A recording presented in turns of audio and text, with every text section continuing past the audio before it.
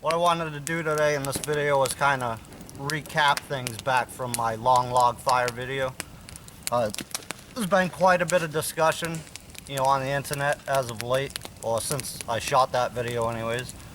And some people have actually gone out and tried it, experimented a little bit in their area with that idea. But I wanted to just bring it back and talk a little bit about why I shot that video to begin with. So one of the biggest reasons was, there's a lot of hype out there, over the past several years anyways, about the wool blanket and the infamous wool blanket. And certain people say things and people think they can just run out into the woods, in the winter months and survive with a wool blanket, and depending on your skill level, and there's a lot of variables to this, so keep that in mind first off. But it depends a lot on skill level, certainly depends on resources available, and calories play a big part in that as well. So the reason behind me shooting that video was to not demyth or debunk the wool blanket theory, because I'm an advocate of that, myself. And I said again in the past long log fire video, reasons why I choose what I choose and do some of the things I do. So I'll put that video link, down below for you guys to check out if you haven't seen it already. We'll just go back and rewatch it and kind of listen to what I was really saying in that video, So reading some of the discussion boards on the internet and watching a couple recent videos, I also wanted to talk about some of the common problems that I see when people go out and try to do the winter camping thing with a wool blanket. Again, my thought process and another reason I shot that video was kind of saying, if you're going to come out here in this type of environment and make it with a wool blanket, you're going to need something like that long log fire. This little campfire just not going to cut it. It's just not going to get it, and that comes through experience, trial and error, and, practicing this stuff on your own. Just don't take a video for granted. And I've said that in numerous videos of mine. Take what I say with a grain of salt as well. I have a certain skill level, and I'm not saying it's better than any of yours. I'm just saying I'm comfortable in my skills, and I have a certain amount of skills that I can come out and do different things, maybe a little more comfortable than others. But that's all practice, that's all it is. So without throwing any particular names out there, and I've already sent this gentleman a message on Facebook, so this is not a knock on you, bro, by any means. Again, I just want to talk about some common problems or mistakes that I see when people, attempt something like that.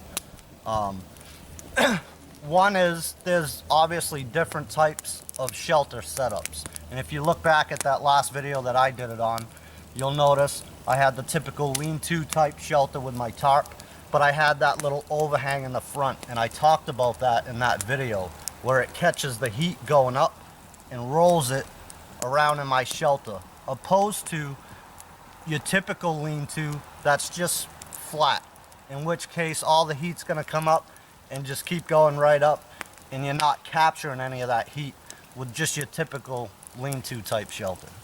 I also closed in one side of my shelter to help protect me from the wind, yet I left the other side open so that any smoke that would accumulate in my shelter from the fire as it burnt down could escape. I wasn't trapping all that smoke in there. So these are things you have to think about, things you have to test out for yourself. And sometimes just learning the hard way is the only way to learn. And don't think for a second that I've come out here and slept with a long log fire my whole life, and I'm just the cat's backside to bushcraft, because that's not the case. I learned a lot of what I know through mistakes, through lessons learned the hard way. And again, sometimes that's just the best way to learn. So those are a couple mistakes that I see, tarp setup or shelter setup in general with the long log fire. Another, no-brainer or something that's very, very common is people don't have the proper amount of wood to begin with. So they'll go out there, they'll have this big stack of firewood and think they're good for the night. And, come wee hours of the morning, they're out of firewood and they're freezing. And again, with a wool blanket, you're pretty much sucking canal water at that point. Again, trial and error, getting out here and actually doing it yourself and actually seeing firsthand what it takes. In my long log fire video, not once did I try to portray or illusion that it's easy work, because it's certainly not. So if you don't plan on coming out here and spending, the better half of the afternoon or the better half of the day collecting the firewood for that night, then you might want to rethink what you're doing and come up with a different course of action. I don't do a long log fire all the time. I try different things out. I'm always trying to do different things and test different things out myself. But I've used that quite a lot, actually. And, it took me some time to figure out how my setup was going to be and what actually worked for me. Again, it was all trial and error and being out here and doing it. And yep, sometimes I just froze my backside off, and that's just the reality of it all. I won't say that I never come out and tried that and didn't run out of wood, because absolutely that's happened as well.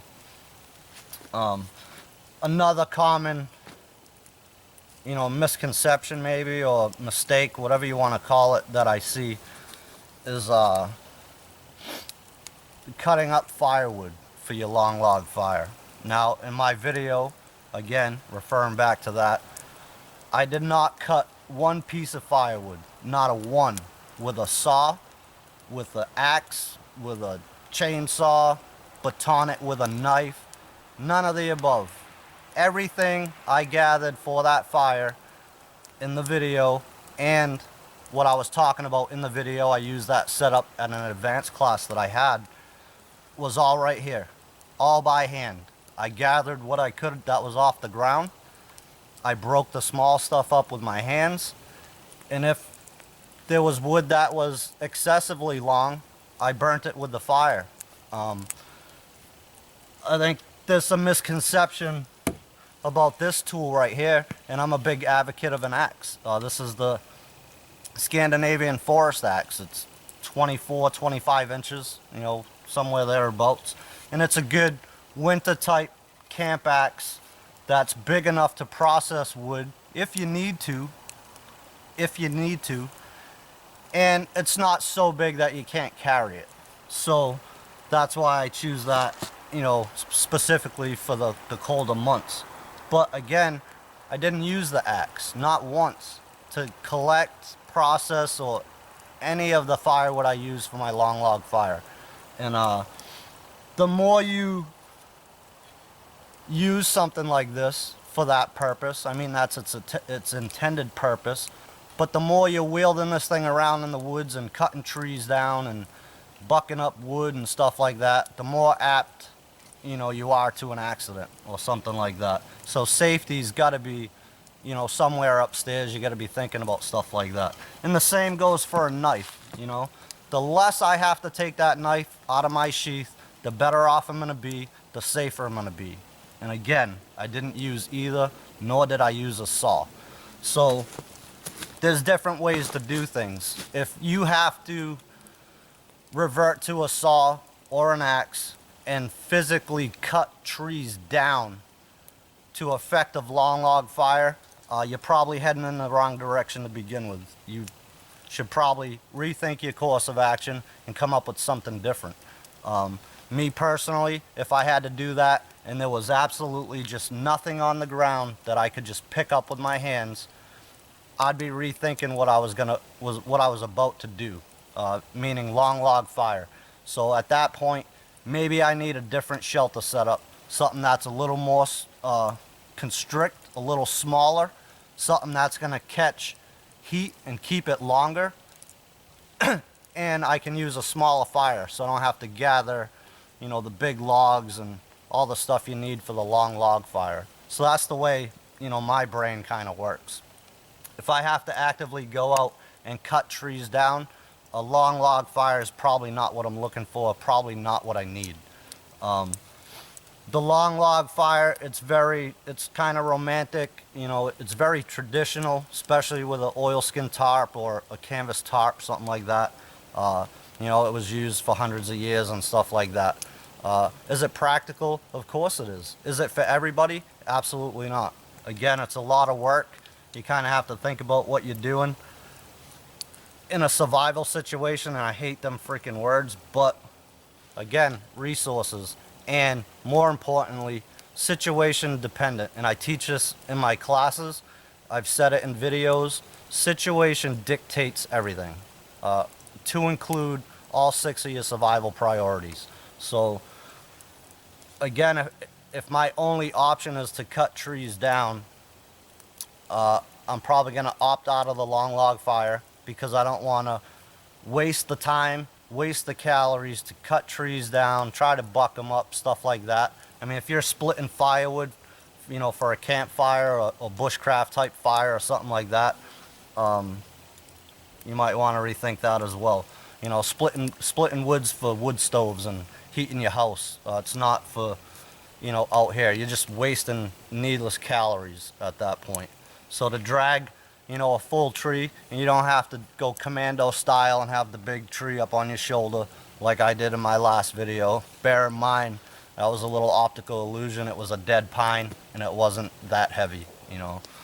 But, you know, a lot of things you need to think about. Again, there's so many variables to it, you know, skill level, resources, all kinds of things.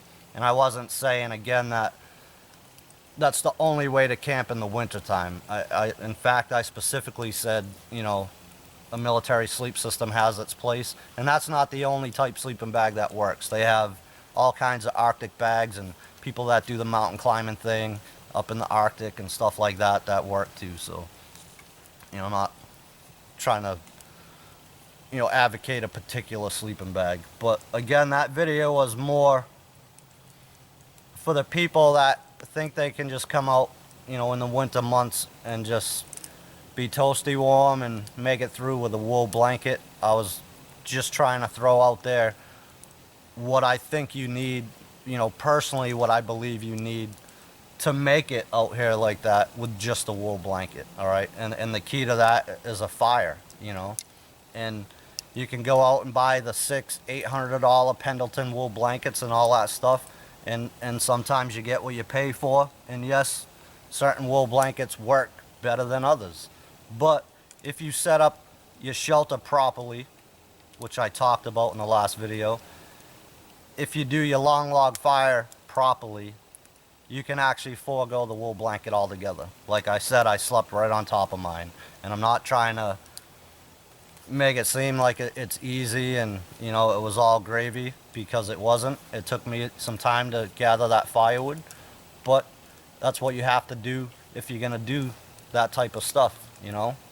If your heart's not in it and you're not trying to come out here and work, then again, you might want to rethink what you're doing and go a different route, you know. Sleep system of some kind, different shelter maybe, something along them lines. So again, this is no hit on anybody. Please don't take it that way. I just wanted to kind of recap, explain what I was talking about in that last video, kind of where I was going with it, what it was meant to be, and just talk about some common problems that I see when people come out and try the, you know, the long log fire and stuff like that. So hopefully, you know, open some eyes and get you thinking a little bit more for next time. Again, I'm no expert either. I'm just like every one of you guys. I come out here, I practice things, and learn from mistakes, and that's just kind of the way it is, I guess. So appreciate you guys joining me for another video. Thank you for your views, comments, and support, and we'll see you soon with another video.